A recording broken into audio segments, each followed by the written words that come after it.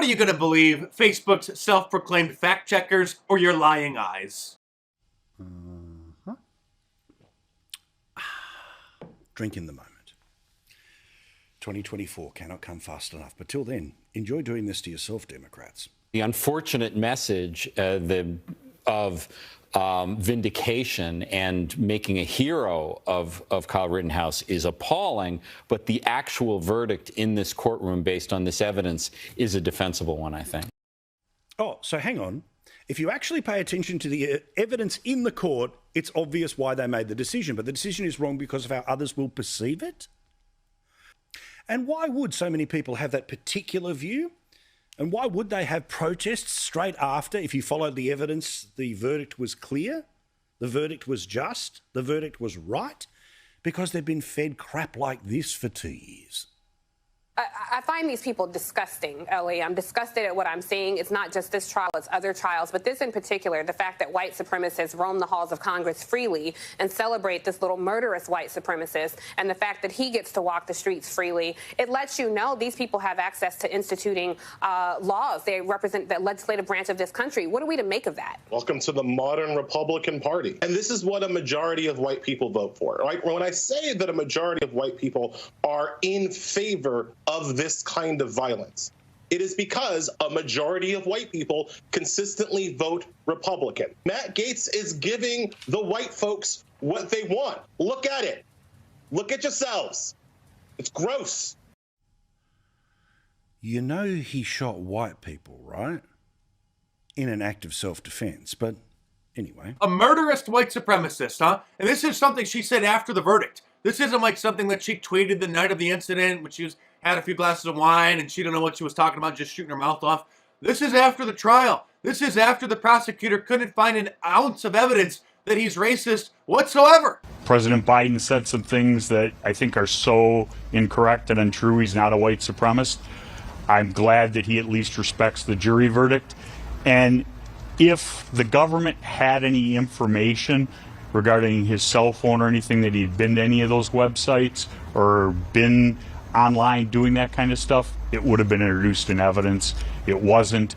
We were the individuals who released his cell phone, which couldn't be cracked by the FBI because we had nothing to hide. Any actual news organization with an ounce of integrity left, or even an ounce of common sense, would have returned from the commercial break, and she would have been forced to issue an apology in order to avoid what is going to be another lawsuit. What she and others are doing goes far beyond political rhetoric or hyperbole or even slander and defamation. What they are doing is evil. While the worst is thankfully over for Kyle and he is a free man, this is going to linger over him for quite some time because his attackers will most likely sue him in civil court. They'll be backed by pro bono, powerful, well-connected law firms. And Jerry Nadler, chairman of the Judicial Oversight Committee, said that he's going to direct the Justice Department to investigate Kyle, and they want them to concoct charges for violating the pedophile Joe Rosenbaum's civil rights and others. Seriously, that's what they're trying to do. Just like after Derek Chauvin was wrongfully convicted of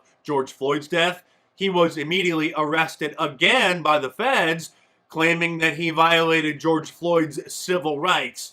And it looks like that's what they're trying to do with Kyle Rittenhouse. And since Kyle is a free man, CNN has declared that, quote, "There's nothing more frightening in America today than an angry white man." And by the way, if you accurately describe MSNBC's Joy Reid as an angry black woman, that in and of itself is considered to be racist.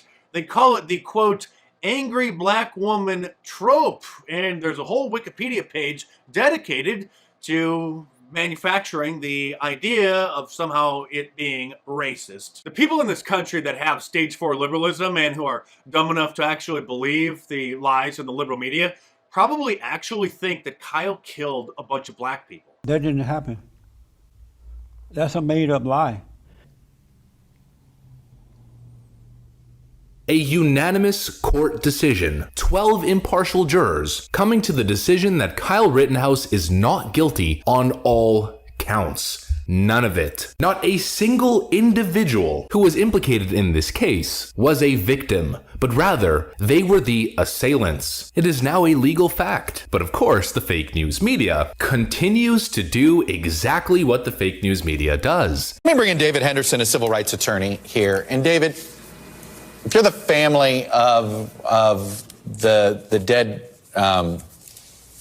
victims here, what's your next? Do you have another place to go?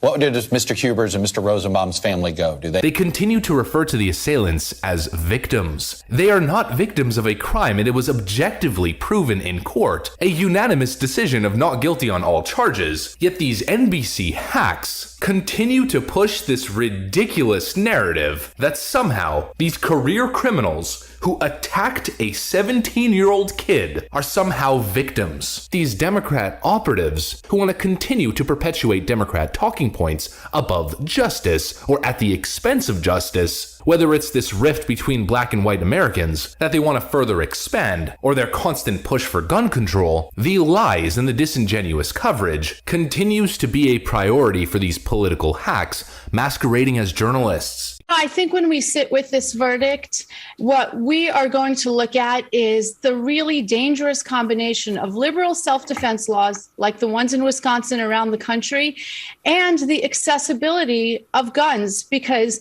in the end, his argument, which prevailed, was that his own gun, Kyle Rittenhouse's own gun, is what put him in danger and what justified him using deadly force. If he had not had that gun in his hand, then he would not have been in a position to invoke this self-defense theory. There is no liberal definition of self-defense. There is only a sacred right to self-defense. They waged an all-out, a national battle to imprison an innocent child who was attacked by convicted felons, adults, and they used every single propaganda tactic there is. They warped the case, manipulated the evidence, withheld evidence, both the prosecution and the media. They defamed a child again, and they continue to double down even after a unanimous decision that he was in fact the victim and not the white supremacist mass shooter that they painted him to be. The black versus white narrative continues to be pushed at any and all expense, no matter how wrong, and at any and all cost. If you ever needed proof, or if you ever needed to convince yourself, or you needed reassurance that you were on the right side, well, this is it, folks. This right here is it.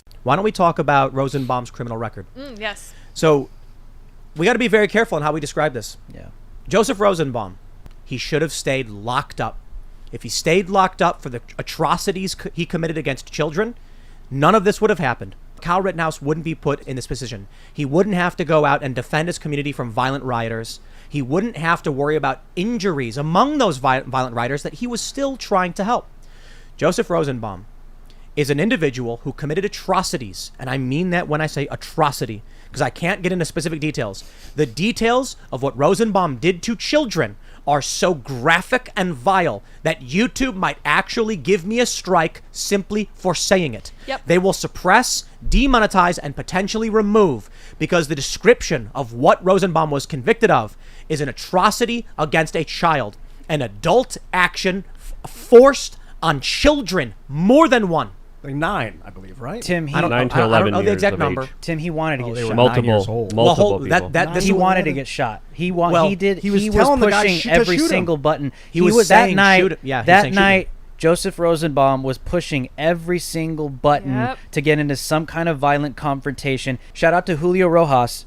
If you're watching, Julio, he reported today he's in Kenosha. There are literally protesters outside with signs with Joseph Rosenbaum dressed as Superman, as if he's some kind of fallen hero. That is just 100% false. Aside from the pedophilic, practices he had in his life, that night he was violent. There's nothing heroic about Joseph Rosenbaum in any way, shape, or form. Let people call me biased, okay? I am biased. I have a problem with pedophiles. Meanwhile, America's most prominent actual white supremacist, Richard Spencer, who was largely the creation of the mainstream media because they needed a boogeyman during the 2016 election to point to try to convince people that all Trump supporters were Nazis. You all know this. Anyway, here's his take on the whole Kyle Rittenhouse situation.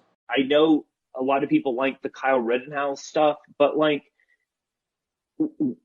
why? Who the cares about that kid? Well, I mean, I'm sorry, he's a doofus. I look at him and I want to beat him up. The same with that Catholic moron who, Sandman, who, what the These are nerds.